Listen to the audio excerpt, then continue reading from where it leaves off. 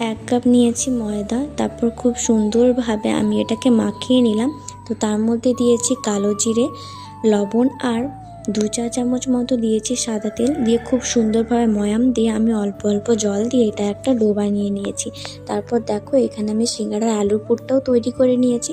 তারপর আগে থেকে যে ময়দার ডোটা বানিয়ে রেখেছিলাম সেটা থেকে লেচি কেটে আমি লুচির মতো একটু লম্বা লম্বা করে বেলে নিয়ে মাঝখান থেকে ছুরির সাহায্যে কেটে নিয়ে আমি একটু জল লাগিয়ে সিঙ্গাড়ার ওপরের যে খোলাটা হয় সেটাকে খুব সুন্দরভাবে রেডি করে নিয়েছি।